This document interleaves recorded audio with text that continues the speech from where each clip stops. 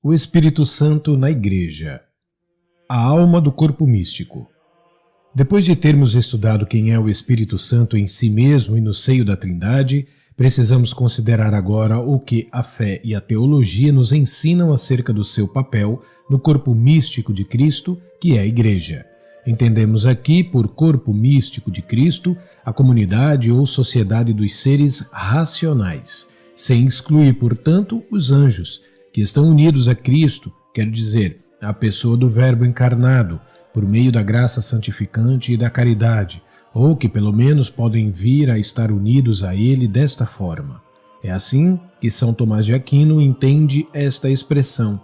O corpo místico, escreve, abarca todos os homens que existiram ou existirão desde o princípio até o fim do mundo. Apenas os condenados do inferno estão excluídos para sempre. O corpo místico, acrescenta ainda, está constituído não somente pelos homens, mas também pelos anjos, e Cristo é a cabeça de toda essa multidão. E o Dr. Angélico apoia essas definições no testemunho de São Paulo. Com efeito, o apóstolo afirma que Cristo é a cabeça de todo o principado e de toda a potestade, e que por ele o Pai quis reconciliar consigo todas as coisas, as que estão sobre a terra e as que estão nos céus. Constituiu à sua direita, acima de todo o principado, potestade, virtude, dominação e de tudo quanto tem nome, não só neste século como também no vindouro. A Igreja terrena merece sem dúvida ser chamada corpo de Cristo de uma maneira especial, como diz Pio XII, uma vez que é a parte visível desse corpo e é próprio de um corpo ser visível. Mas a Igreja do céu e da terra não constituem, a bem dizer, duas igrejas distintas, são antes, como faz notar São Tomás, dois estados de uma única e mesma igreja. Ambas são a mesma igreja e Cristo é a cabeça tanto em um estado como no outro, uma vez que, sendo ele o primeiro na ordem da graça, é também o primeiro na ordem da glória. Afinal de contas, a igreja terrena, que é passageira, está toda inteira ordenada para dar origem e aperfeiçoar essa igreja gloriosa, sem mancha nem ruga ou qualquer coisa semelhante, mas santa e imaculada, que reinará no céu com Cristo, seu esposo, por toda a eternidade.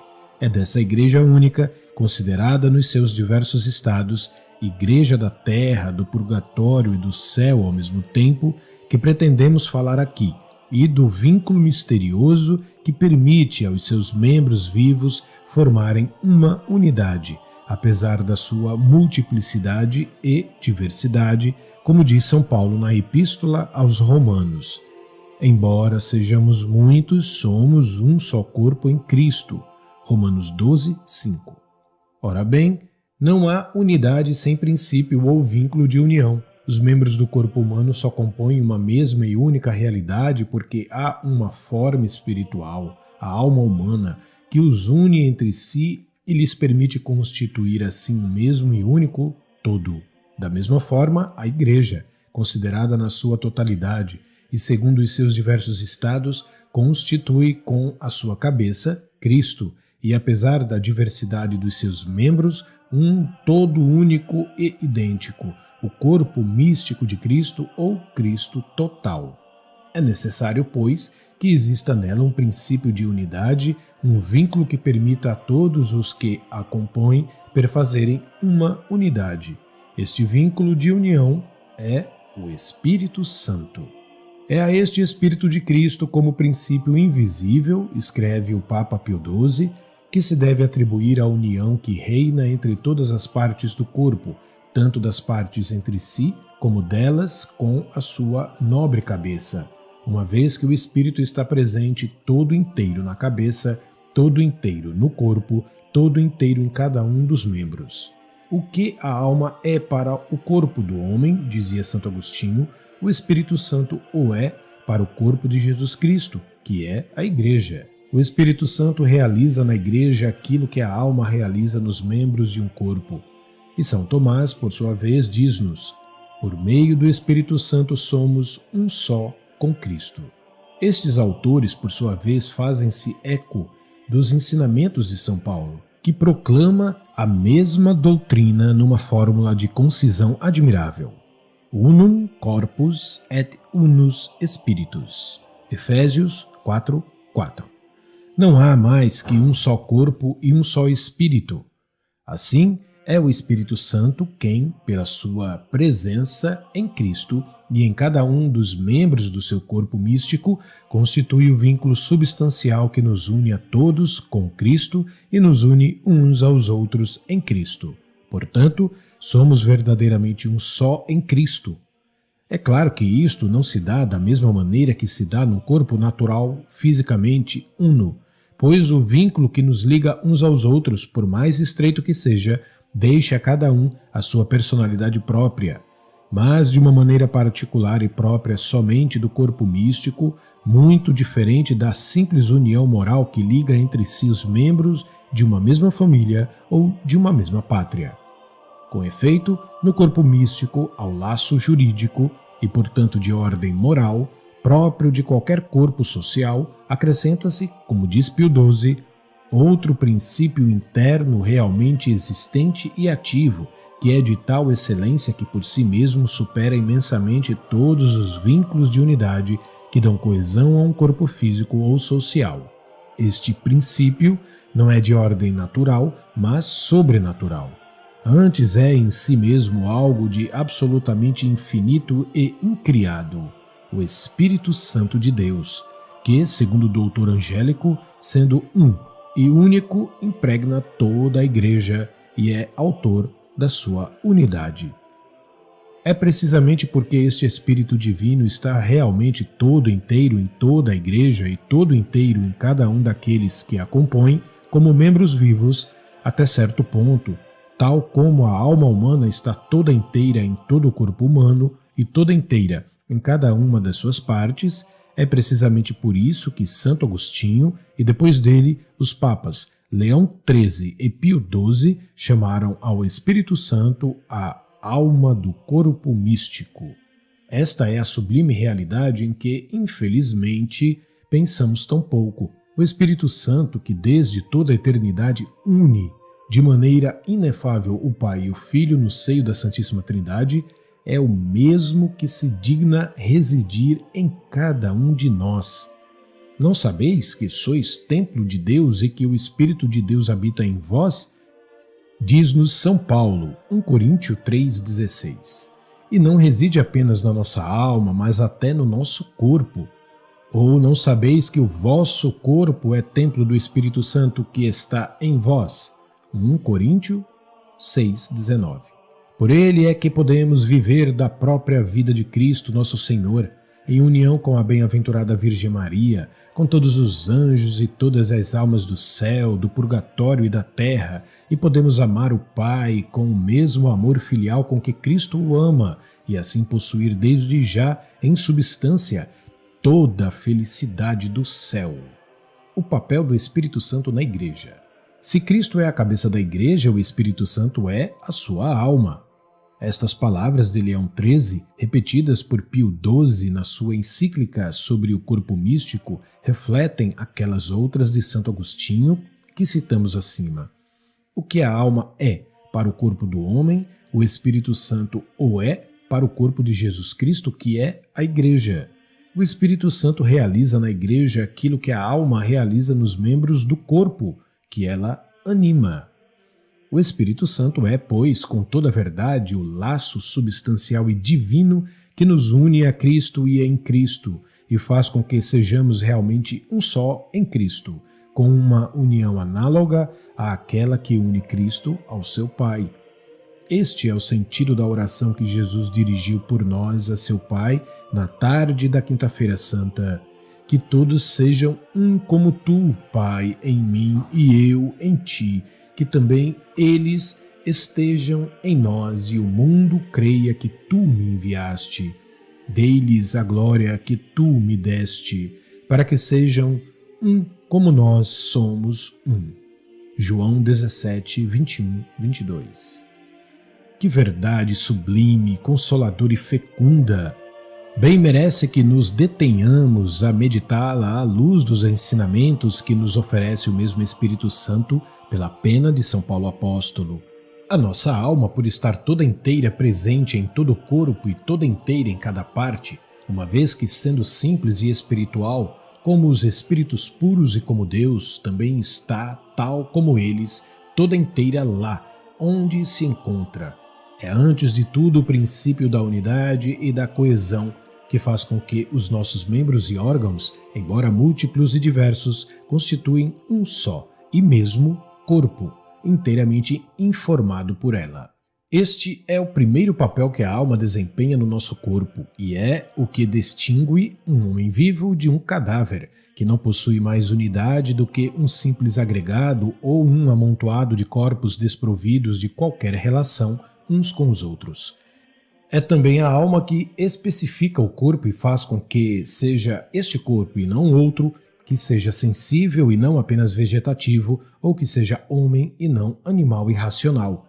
Todos os corpos, tanto os vivos como os minerais, estão constituídos por um elemento comum que os assemelha entre si, a matéria, e de um elemento próprio de cada espécie que os torna diferentes uns dos outros, e é a este elemento próprio que, nos seres vivos, damos o nome de alma.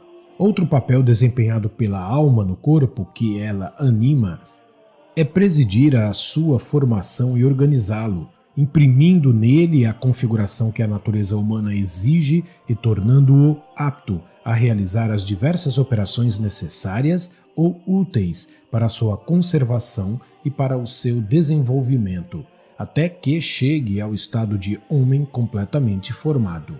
Por fim, a alma é também, no nosso corpo, o primeiro princípio de todas as operações. É ela que, de forma imediata ou por intermédio das partes mais nobres, como por exemplo o cérebro, move o corpo e dirige a atividade dos seus membros para o bem do corpo inteiro. Esse é, em linhas gerais, o papel da alma no corpo humano. Vejamos agora qual é o do Espírito Santo no corpo místico de Cristo. Tal como a alma está toda inteira em todo o corpo e toda inteira em cada uma das suas partes, constituindo assim o princípio de unidade das diversas partes do corpo que anima, assim também ocorre com o Espírito Santo, que nos diz respeito ao corpo místico de Cristo. Voltemos a considerar o que dizia Pio XII a este respeito.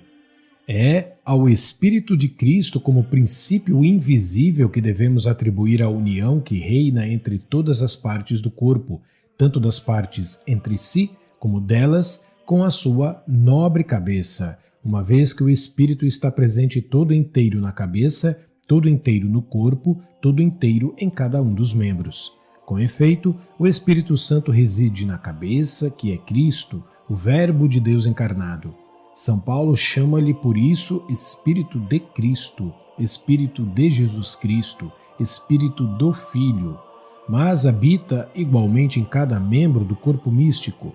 Não recebemos o Espírito do mundo, escreve o apóstolo, mas o Espírito que procede de Deus. E, em outra passagem, não sabeis que sois templo de Deus e que o Espírito de Deus habita em vós? Ou, não sabeis que o vosso corpo é templo do Espírito Santo, que está em vós e que recebestes de Deus?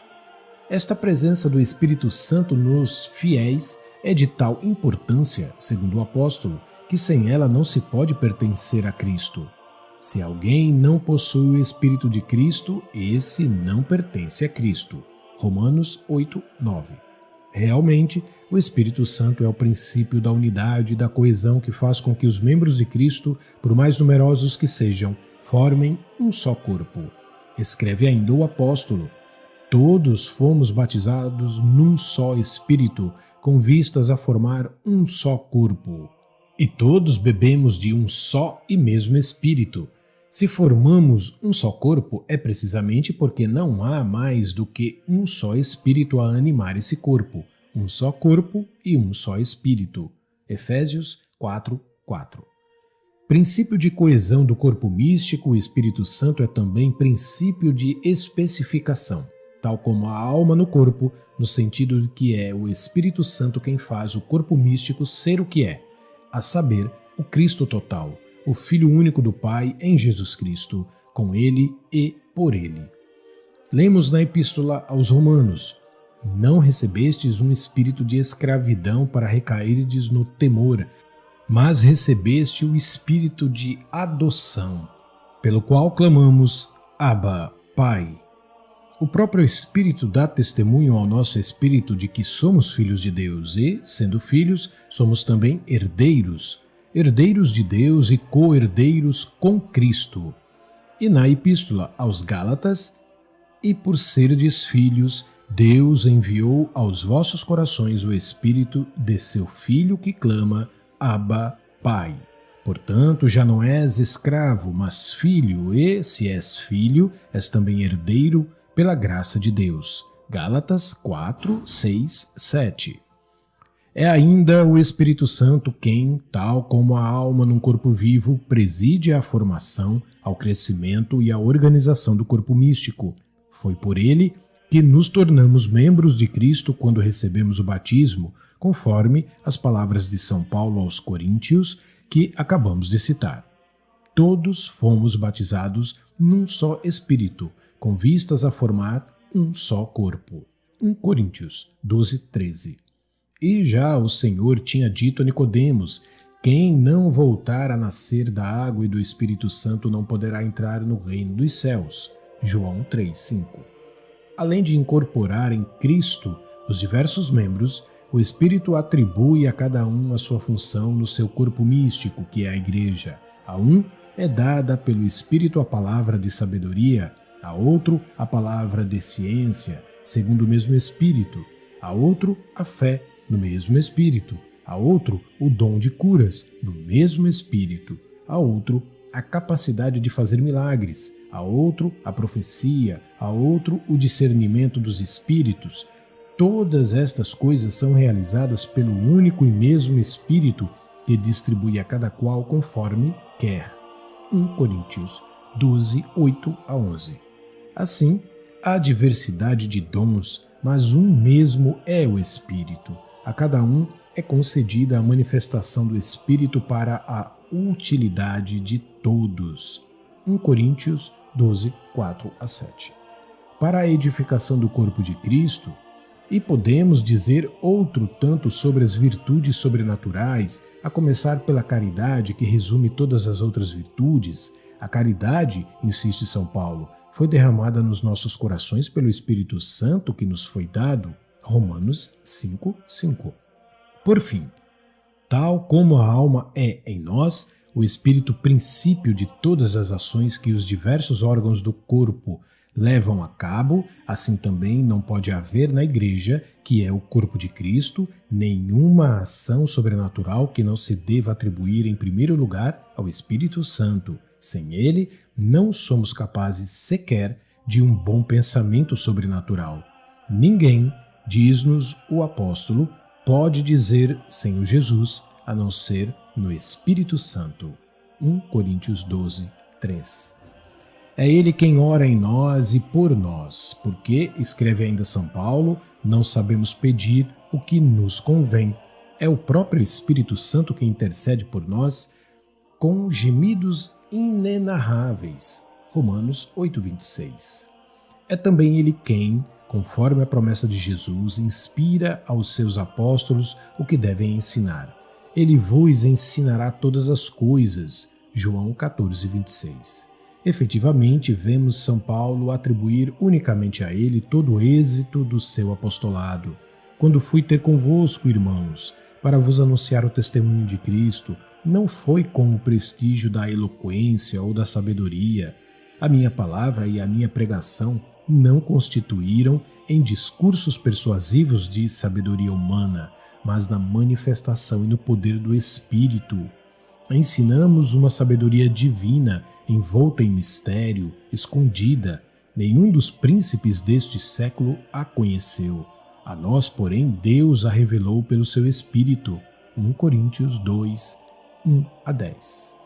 Da mesma forma, na Epístola aos Romanos, o apóstolo alegra-se com as conversões que Cristo realizou por meio dele entre os pagãos no poder do Espírito Santo. Por tudo isso, a perfeição cristã consiste, segundo diz São Paulo, em deixar-se conduzir pelo Espírito Santo. Os que são movidos pelo Espírito de Deus, esses são filhos de Deus. Romanos 8,14. Como vemos, não é sem razão que o Espírito Santo é chamado a alma do corpo de Cristo, que é a Igreja. Realmente presente em todas as almas que se encontram em estado de graça, ele é o vínculo invisível, mas real, que nos une a todos em Cristo e uns aos outros em Cristo. É somente por ele que somos capazes de levar a cabo seja o que for pela glória de Deus, quer se trate de santificar os outros, quer de nos santificarmos a nós mesmos. Tabernáculos viventes desse Deus de amor, tomemos consciência da sua divina presença em nós e nos outros, e não nos assemelhemos aos sacrários de metal precioso das nossas igrejas que ignoram o tesouro inestimável neles encerrado. Se pudéssemos trazer continuamente sobre o peito a Sagrada Eucaristia, como nos custaria afastar o nosso pensamento da presença do nosso Salvador nesse sacramento de amor. Ora, na realidade trazemos dentro de nós um tesouro que não é menos precioso na pessoa adorável do Espírito Santo. Se soubermos pensar nele com mais frequência e viver na sua intimidade, a nossa vida transformar-se-á. Em breve experimentaremos até que ponto ele merece o nome de Consolador que Jesus gostava de lhe dar quando falava aos seus discípulos da sua futura vinda. Espírito Santo, hóspede bem-amado dos nossos corações, divino Consolador, concedei-me a graça de viver a partir de hoje na vossa santa presença e de saborear cada vez mais a suavidade do vosso amor. Não permitais que vos contriste resistindo às vossas santas inspirações. Entrego-me a vós. Apoderai-vos de mim por completo, da minha alma, do meu corpo e de todas as minhas faculdades, a fim de que eu passe a atuar unicamente de acordo com o vosso amável beneplácito. Transformai-me cada vez mais em Jesus, a fim de que nele e por ele eu cumpra sempre a vontade do Pai, para a maior glória do seu nome.